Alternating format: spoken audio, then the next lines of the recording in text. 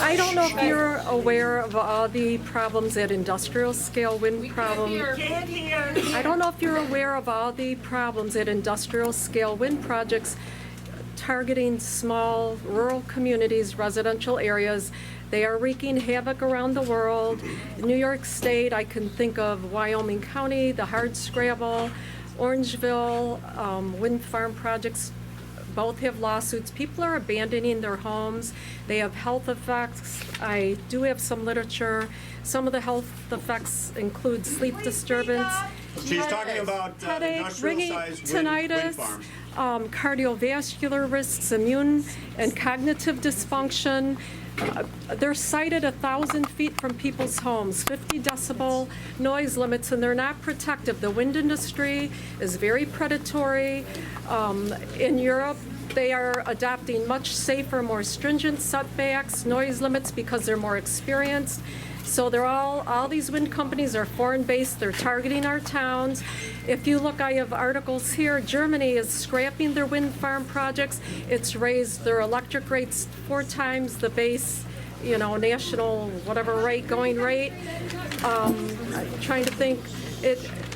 I've talked to NISO in New York State. They said that Cuomo's initiative of 50% renewables by 2030 isn't even practical. We're lacking 1,000 miles of transmission lines. We're bottlenecked in Western New York, Central New York. I didn't know this, but wind is unreliable. It needs backup, almost a 1-to-1 with fossil fuel. NISO says we're going to have to increase our baseload conventional backup of fossil fuel. Typically, gas will be ramped up and down, but it's a shadow capacity, so it really isn't that green. It's fragmenting, degrading. Our projects in Chautauqua County will degrade over 100,000 acres, and for such minimal, in New York winds, our effective capacity out of the wind projects is about 10%. The wind company even told me that we have pretty low winds here, and I would just ask that you would cut the production tax credits because it's what it's all about. It's all money making, but people shouldn't be driven out of their homes. They shouldn't be getting health effects, negative health effects. And there are doctors around the world that are petitioning. There are doctors around the world that are petitioning the WHO right now because of the worldwide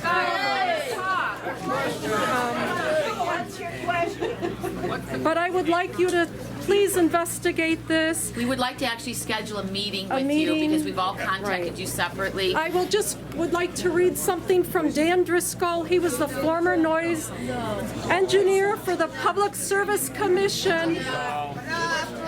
Everyone has a right to talk. Yeah, and he testified that infrasound from the wind turbines penetrates our walls. It cannot be heard, but we can feel it. He said that it will negatively affect the human body, especially after long exposure.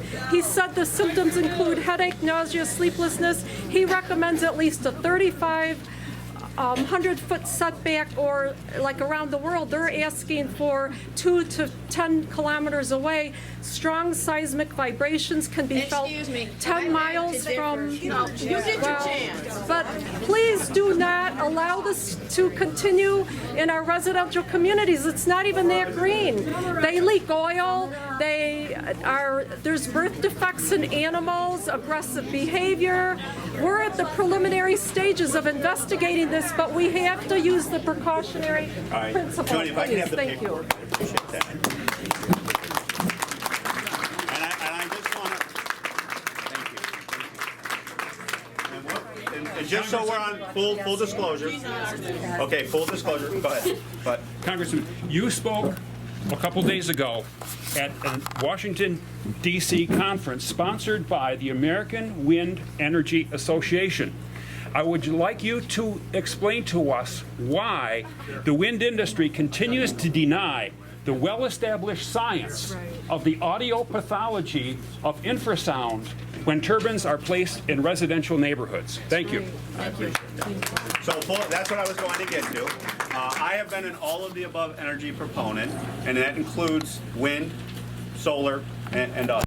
So we have been supporting the production tax credit, the investment tax credit, and we will continue to do that. And because we're also on a phase down, just so everyone's aware, on the production tax credit, that is coming to a expiration. It's a 5-year phase down that will occur, and then they will come forward. Because the setbacks, there's